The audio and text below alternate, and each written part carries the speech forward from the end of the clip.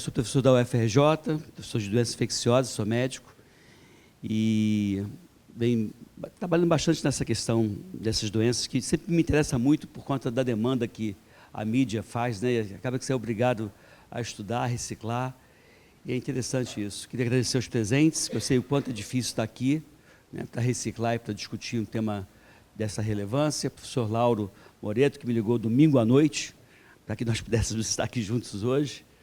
Ao professor Davis Ferreira, que é um professor lá de virologia da UFRJ, que hoje está na Carolina do Norte, também o Sinusfarma pelo convite.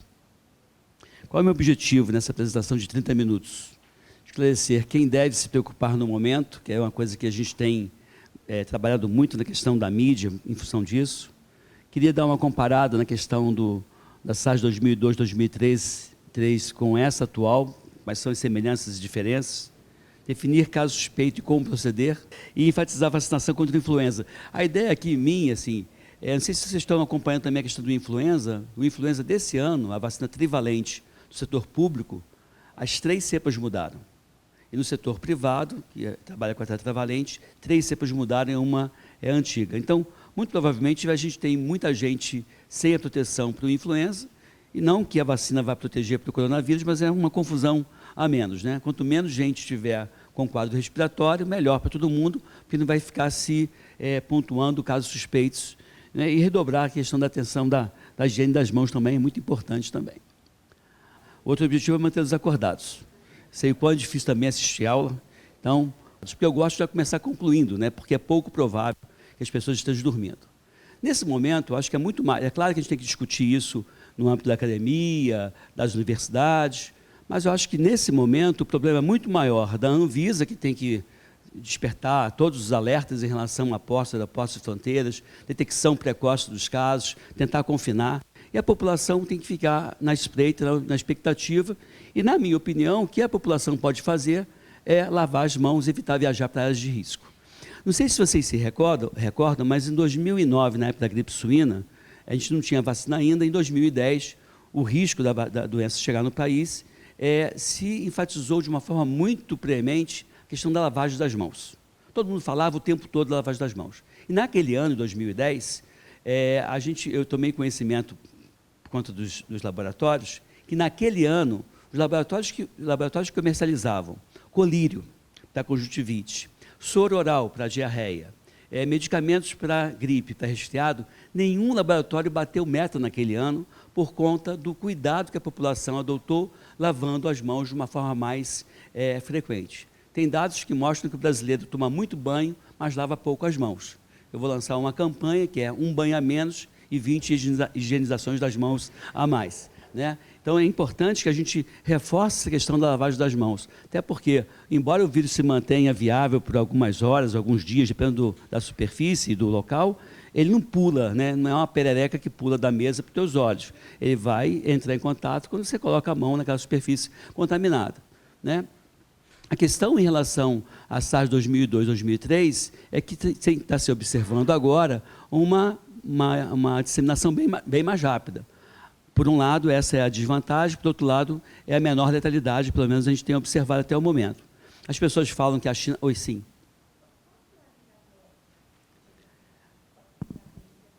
Eu até deixo eu vou passar essa pergunta, é tão fácil essa pergunta, que eu vou passar para o virologista. Não, estou brincando, eu li algumas horas em superfície seca e li de alguns dias na dependência da superfície ou do local ser úmido ou não. Não sei se é isso que os virologistas corroboram.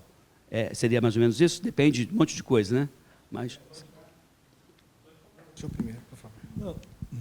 Depende de várias coisas, umidade, exposição à luz ultravioleta, presença de detergente, tudo isso faz com que um vírus ele pode durar de 1 hora até 7 dias tranquilamente em uma superfície se ele estiver protegido. É possível se estiver envolto em lipídio ou alguma coisa, vírus que saem da diarreia ou para o espirro, ele pode durar até 7 dias. Certíssima resposta. Entendeu? Mas assim, foi isso que eu também acabei lendo, mas como é uma pergunta muito específica, eu preferi que eles respondessem. Mas e a questão é do medo dos produtos chineses, provavelmente, do jeito que vem, não vai, a princípio, oferecer um risco adicional, pelo menos eu acho isso. A gente vai falar do caso suspeito e condutas também. é uma ideia que eu proponho até para a Anvisa. Nesse momento, a gente não tem tido casos ainda nenhum confirmado, mas o que eu estou pensando é, digamos que o Marcelo tenha vindo, sentou num assento 1B e tem do lado dele 2 damas. Era bom que, se você viesse a desenvolver a doença, que eu soubesse quem está do teu lado.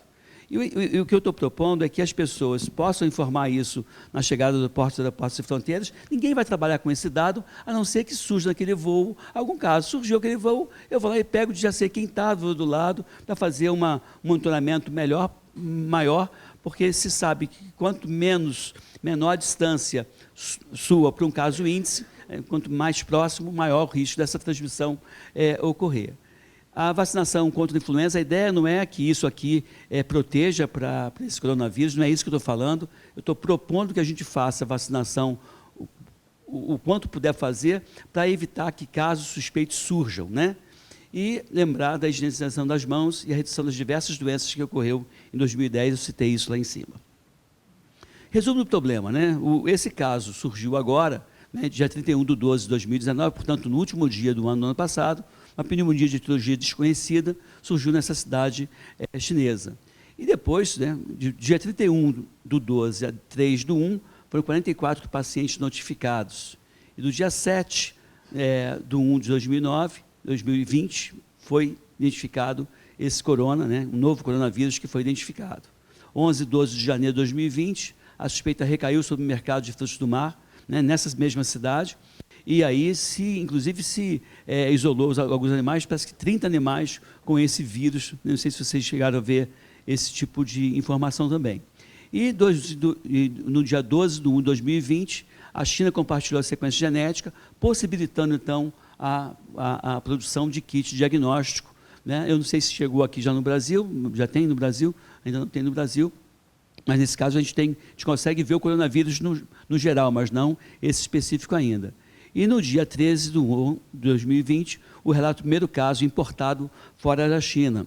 Ainda dentro do resumo, né, o que o Ministério da Saúde vem fazendo, né, que às vezes a gente não vê o que o Ministério da Saúde está fazendo e critica, às vezes, de uma forma até não muito honesta. Mas desde o dia 3/1, vem acompanhando e orientando sobre os riscos desse novo coronavírus.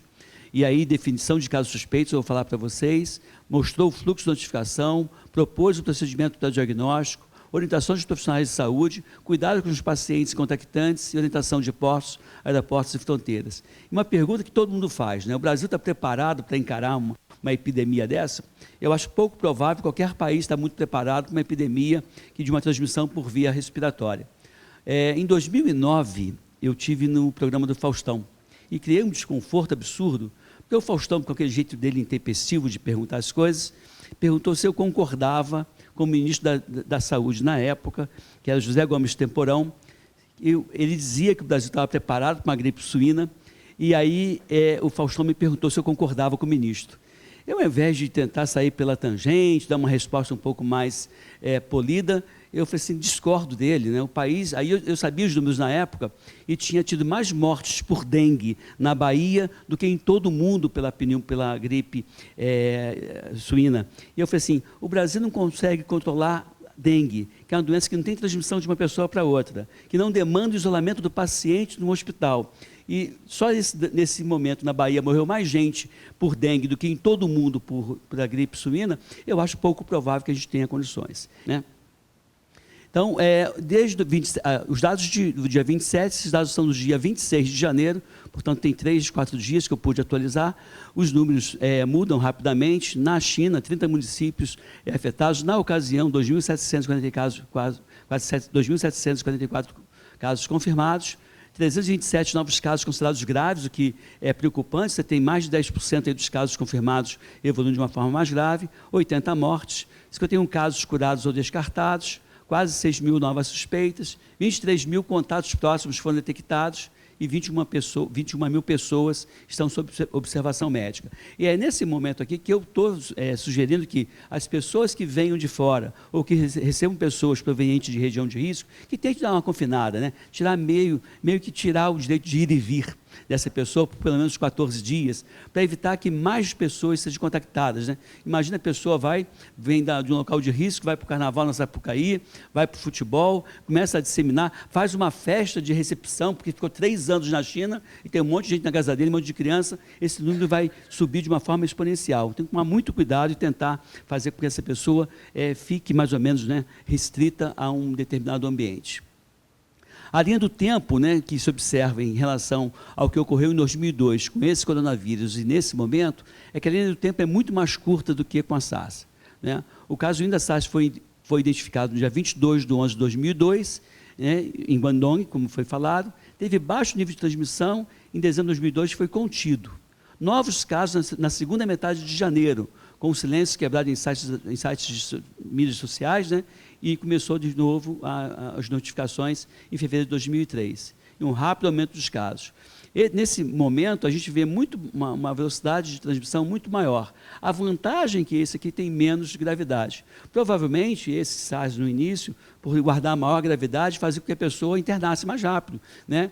Então, é aquilo que eu dizia, né? A SARS foi boa, entre aspas, para a população em geral e muito ruim para quem desenvolveu a doença. Quem desenvolveu a doença tinha maior chance de morte, quase 10%, 9,5%, 10%, e aí as pessoas ficavam acamadas, confinadas, portanto, a transmissão se dava de uma forma menos frequente, porque a pessoa doente é uma pessoa que não podia ficar transitando pelos locais. Já essa epidemia, né, tem se observado que o quadro é de menor gravidade em relação à SARS e provavelmente vai fazer com que haja uma disseminação maior pelo contato, porque as pessoas transitam mais pelas ruas e pelos locais públicos. Em 11 de março de 2003, primeiro caso relatado, fora da China. Só 11 de março, você vê que agora já teve mais casos notificados fora da China. Em março de 2003, casos importados no Vietnã, Hong Kong, Singapura, Alemanha, Canadá, com transmissão entre as pessoas. E já esse novo coronavírus, a explosão de casos já dura um mês e a exportação de casos para os países também já ocorreu no primeiro mês, bem mais rápido do que a linha do tempo da SARS em 2002, 2003. Ambas as epidemias parecem ter sido amplificadas pelas viagens do Ano Novo Lunar na China, né? A gente sabe que nesse momento é inverno na China, o que favorece também a transmissão desse vírus. A gente conta um pouco com a sorte do país que ainda está vivendo um verão, que pode dar uma certa diminuída na transmissão no nosso país nesse momento. A princípio, a epidemia de SARS foi contida em Guangdong por cerca de 3 meses antes da explosão fora da cidade e da China, né? E esse tipo de coronavírus tem se mostrado mais eficiente na sua disseminação.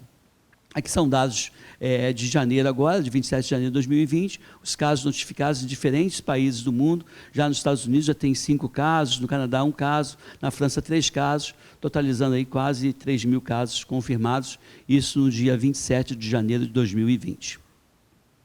Né? E a taxa de letalidade, se as notificações forem verdadeiras, está em torno de 2,8%. Né? A taxa de letalidade de dengue é 0,1%. Né? A taxa de letalidade da SARS é 9,5% a 10%. Então, assim, a gente tem um pouco de receio de uma taxa de letalidade relativamente alta quando você pensa na gripe ou na infecção pelo vírus da dengue, por exemplo. Né? Então, os sinais e sintomas, em geral, febre, tosse e a dispneia, que pode se dar por conta da infecção. Algumas pessoas podem evoluir também em tese de uma forma assintomática, ou quando é um paciente imunodeprimido, pode evoluir sem febre. Então, o quadro clínico é bastante diversificado, e o quadro mais clássico seria febre, tosse e dispneia. Aqui, no caso do Ministério da Saúde, ele está sugerindo, né, que você tem que, diante de um caso suspeito, notificar dentro das primeiras 24 horas, para dar velocidade de ação, né? Seria, então, critérios clínicos, febre e sintomas respiratórios, por exemplo, tosse e dificuldade para respirar. E aí tem os critérios epidemiológicos, que é você ter viajado, né, 14 dias antes, vindo, né, de áreas de risco, e também ter tido contato com pessoas próximas proveniente de áreas de risco e com suspeita desse novo coronavírus. Também é critério clínico, febre ou sintomas respiratórios, por exemplo, tosse e dificuldade para respirar, nos últimos 14 dias, caso tenha tido contato próximo com caso confirmado em laboratório para esse novo coronavírus. Então, o que eu faço aqui nesse ponto, o ideal é que a gente pudesse fazer testes rápidos, né? Tem teste molecular rápido para influenza, tem teste molecular rápido para vírus essencial respiratório. Então, eu não tenho nesse momento o teste diagnóstico para o coronavírus, mas se eu pego o paciente tem um quadro desse e eu já detecto que é um influenza A, influenza B, eu já fico mais tranquilo em relação a esse novo coronavírus. Então, assim, eu acho que é uma necessidade, uma ferramenta que a gente vai ter que ter, porque, dizia um professor meu, né? Ninguém está proibido de ter duas infecções ao mesmo tempo, mas na medida do possível, se vai atribuir a uma única infecção, e no caso, esses testes moleculares rápidos são testes muito específicos, sensíveis, e se veio positivo, muito provavelmente tem realmente relação com aquele vírus que você detectou no teste rápido. Então, eu não consigo imaginar uma abordagem eficiente sem você ter em mãos o teste rápido para aquilo que você tem, essencial respiratório e o vírus influenza, em termos de viroses respiratórias. Definição de caso provável desse novo coronavírus é o caso suspeito com teste inconclusivo para o novo coronavírus ou com teste positivo em ensaio pan-coronavírus, que é o que a gente tem aqui, né? Acredito eu que a gente tem mais para ver o coronavírus de modo geral, mas não é esse novo coronavírus, né? Definição de caso confirmado, novo coronavírus, é um indivíduo com confirmação laboratorial para esse novo coronavírus, independente da clínica apresentada. Então, aqui é um outro exemplo que se diz assim, né, a gente aprendeu na medicina que a clínica é soberana até que surgisse um teste rápido dizendo que a clínica é relativa. Aqui, ó, mesmo o indivíduo sem clínica, se vier com coronavírus positivo, 2019, eu vou dizer que é um caso confirmado. Tá? Definição de caso descartado é o caso suspeito com teste laboratorial negativo para 2019, desse novo coronavírus, ou com teste positivo laboratorial para outro agente etiológico. E é aqui que a gente pode dar velocidade em termos de diagnóstico. É você, fiz o teste rápido para RSV, deu positivo, ok, é RSV. Deu um teste positivo para influenza, é influenza, então eu ficaria mais tranquilo. Então, mais rapidamente, a gente pode ter casos descartados se tiver acesso a esses testes rápidos laboratoriais, testes moleculares.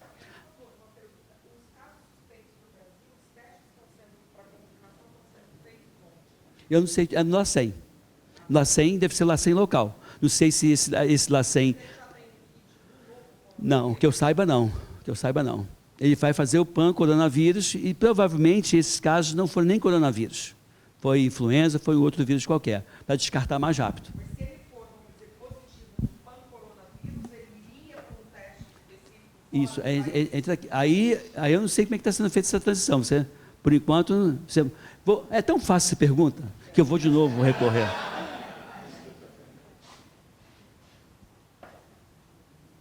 Isso tudo, essa publicação, por exemplo, do Ministério da Saúde, foi de anteontem, no dia 25 de janeiro, a GeneScript lançou o Prime para a PCR.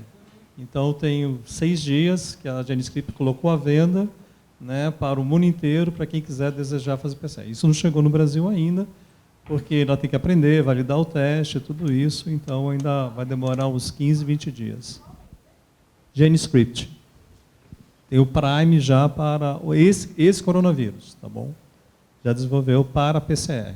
Você faz a detecção, né, isolando o vírus e então confirmando ou vendo se a pessoa é portadora do gene do coronavírus. Para a proteína S1 do spike do vírus. Sim, sim. E provavelmente deve ter dado negativo ou positivo para outro vírus e aí se descartou. Porque está se descartando relativamente rápido, né? Dos 9 casos, 3 continuam sob suspeita. Sob suspeita. Pegou agora um no Google, né?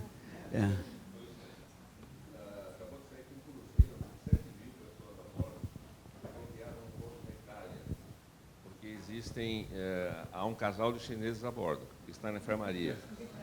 Ninguém a bordo poderá descer no porto da Itália, vão ficar confinados no navio. Você acha que já justifica esse tipo de atitude meio assim, terrorista? Eu acho que o navio é um ambiente confinado, né?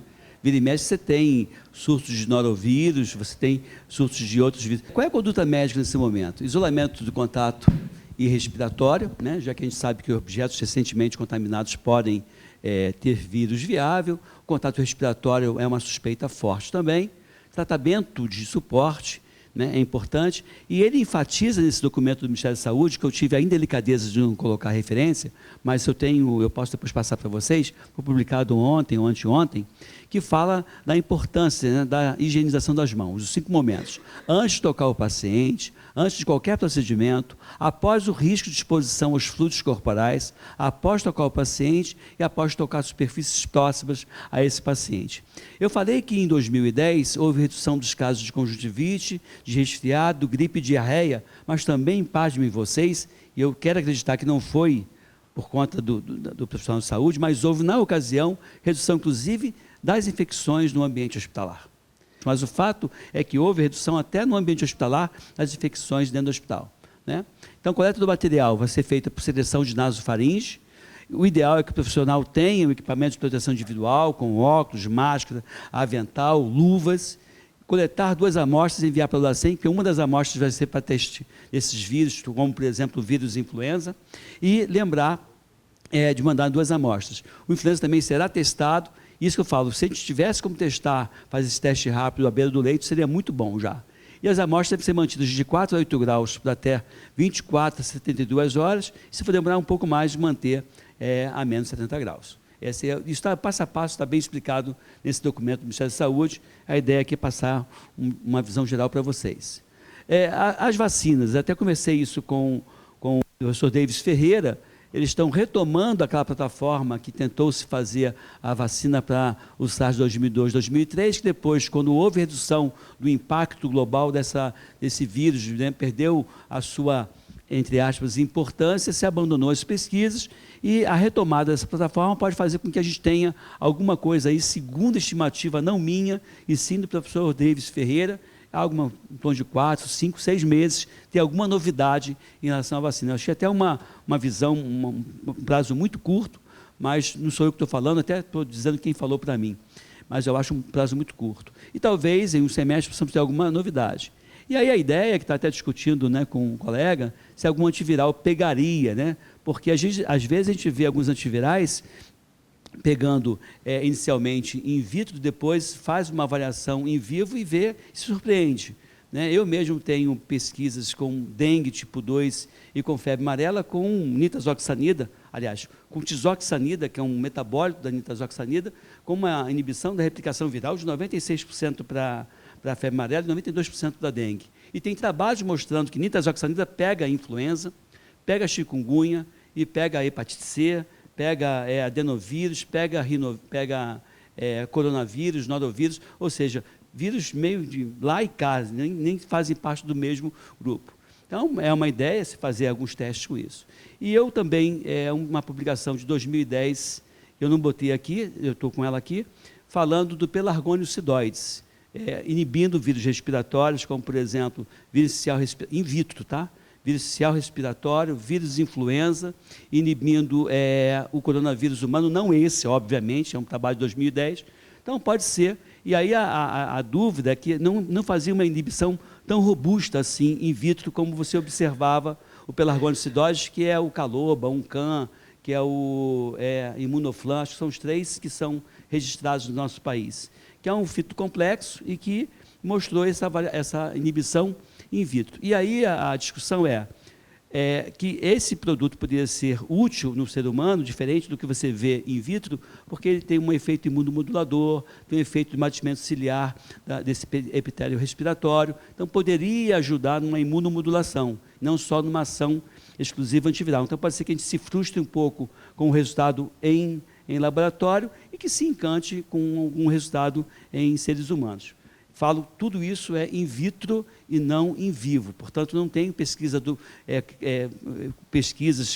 duplo cego, prospectivo, placebo controlado com coronavírus, pelo menos que eu saiba, com algum antiviral que tenha mostrado algum resultado favorável.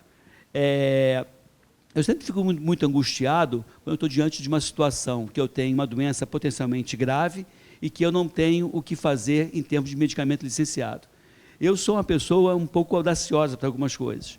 Então, eu vou dizer para vocês 2 exemplos que eu tive.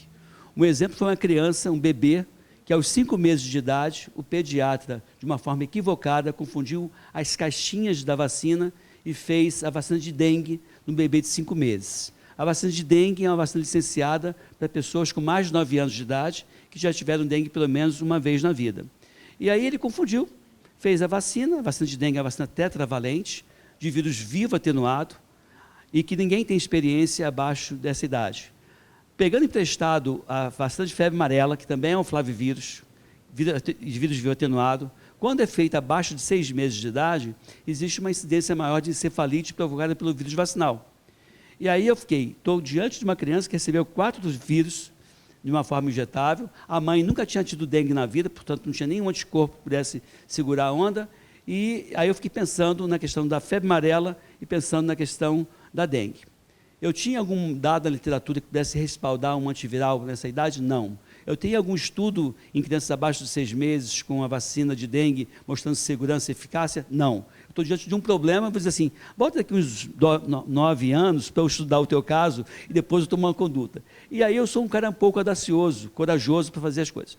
Conversei com um colega e fiz para essa criança o nitazoxanida, que tinha estudos in vitro de inibição de dengue. Eu falei, não sei, não tenho o que fazer, vou fazer para essa criança isso. Nós combinamos. Aí nós fizemos, 24 horas depois da vacina aplicada, de uma forma equivocada, eu iniciei e fiz esse antiviral, e no sábado, na sexta-feira. Na segunda-feira, eu pedi o PCR, que era vírus vivo atenuado, vai se replicar, eu votei o PCR positivo, pedi a parte hepática, e hemograma, tudo negativo, inclusive PCR negativo. Eu falei, agora eu vou pegar daqui a uns 15 dias e vou fazer de novo a sorologia. Vou fazer a sorologia, porque vai que esse vírus inibiu tanto que nem vai virar sorologia. E eu vou ter certeza que houve uma inibição da replicação viral. Mas aí o pai desistiu, não quis mais fazer a sorologia, eu fiquei sem a resposta. Esse foi um exemplo. O outro exemplo que eu tenho feito é em situações de reação grave. A vacina de febre amarela, teve um amigo meu ortopedista, que obviamente não assistiu essa aula, porque eu não ia falar jamais que ortopedista não é médico, porque ele tem 2 metros, eu tenho essa altura que Deus me deu, e aí ele me liga e fala assim, Migovski, ele é da polícia, ele foi do bombeiro comigo, e é da polícia civil lá do Rio de Janeiro, só anda com colete, bem ortopedista, tem aquelas armas enormes, ele falou assim, Migovski, eu tomei a vacina de febre amarela, no sábado, hoje é quarta-feira, eu estou morrendo. Já fiz, inclusive, estou fazendo um testamento para poder deixar as minhas coisas. Se você quiser, eu te dou a minha arma. Eu falei, não libera a tua arma, não precisa da tua arma. E aí ele estava fazendo um efeito adverso grave com a vacina de febre amarela. De novo, eu tenho lá o sofosbuvir, que vem sendo discutido como uma opção para esses efeitos adversos com a vacina, ou até mesmo para a febre amarela, e eu tinha nitazoxanida mais fácil de prescrever, com mais experiência. E, de novo, isso não é uma pesquisa, isso é uma observação. Né? De novo, estava diante de um caso inusitado, relativamente grave, e que eu me senti na obrigação de fazer alguma coisa. E aí esse médico ortopedista, 12 horas depois, mantinha o quadro ainda um pouco de dor, mas bem melhor que antes, com uma evolução muito favorável, e eu acabo ficando nessa observação. Tanto indico como numa situação emergencial, como contraindico em quem for fazer a vacina de febre amarela, fazer o nitazoxanida, porque vai acabar inibindo a replicação viral. Então, tomando por base essas coisas que estou falando, eu, nesse momento, já que eu não tenho na minha mão nenhum antiviral licenciado, eu poderia pegar emprestado esse dado in vitro e tentar alguma coisa para esse paciente, para pelo menos oferecer alguma oportunidade. Se não inibir a replicação viral, pelo menos vai imunomodular, vai fazer com que haja um batimento ciliar, então pode ser lá na frente uma opção terapêutica, no caso esse pelargonicidoides. Perspectivas, então, o receio que a gente tem, né? A gente sabe que a disseminação por via aérea e por objetos recentemente contaminados faz com que a gente tenha que repensar. Foi até interessante que quando veio a SARS em 2002, 2003, houve um reposicionamento da questão do controle da infecção hospitalar, as pessoas tiveram muito mais cuidado do que antes. É importante fazer o monitoramento dos contactantes, é importante reforçar a higiene das mãos. De novo, né, eu costumo dizer que o principal problema de saúde da população brasileira é a falta de educação para a saúde. A gente adoece muito porque a gente tem pouca informação, encara com pouca seriedade a promoção de saúde, e embora a vacina contra a influenza não tenha nenhuma gerência em relação ao coronavírus, é importante ressaltar que a formulação do serviço público 2020 é trivalente, todas as cepas são novas, em relação à vacina de 2019, portanto, são vírus novos que vão pegar a população sem proteção prévia, e a vacina tetravalente do setor privado, das 3 cepas, das quatro cepas, né, 3 são novas. Então, é importante a gente poder lançar a mão da vacinação contra a influenza, lançar a mão do teste rápido, né, molecular para a influenza também é interessante, e também do RSV para poder confirmar ou descartar outros vírus e, de certa forma, meio que inocentar o coronavírus em algumas situações. Mas, assim, eu acho que são 3 arrependimentos muito pertinentes, mas, para mim, o maior arrependimento seria, segundo o Roberto, seria segundo Edmilson Migovski, para mim, um dos maiores arrependimentos seria morrer por doença evitável, por medida custo-efetiva de saúde pública e individual. Então, a ideia é que a gente possa promover vacinação, promover lavagem das mãos, ter pesquisas que deem um diagnóstico mais preciso, lançar mão de teste molecular rápido para RSV, para influenza, para outras infecções e, futuramente, quem sabe, para o próprio coronavírus. Tá bom? E, concluindo mesmo, as autoridades devem ficar alertas, evitar viajar para áreas de risco, eu acho importante. É a destinação mais importante do que 2002, 2003, embora com menor letalidade aparente.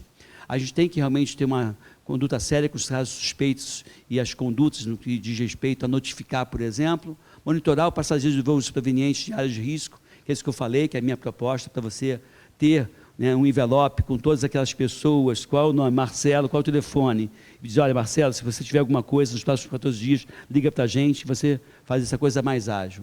A vacinação contra a influenza deve ser muito estimulada e higiene das mãos, lembrar da questão de 2010, onde houve redução de diversas doenças por conta de um reforço da higiene das mãos. Agora, é verdade, nesse momento as autoridades sanitárias devem ser proativas e não apenas reativas, né? Se temos dificuldade para controlar se nós já temos dificuldade para controlar as arboviroses, imagine no caso de doenças de transmissão aérea ou, né, de contato e que demanda isolamento de contato respiratório. Então, essa é a minha reflexão. Eu acho que a gente vai, se não conseguir confinar, controlar, a gente vai passar um perrengue no nosso país por conta dessa infecção. Obrigado.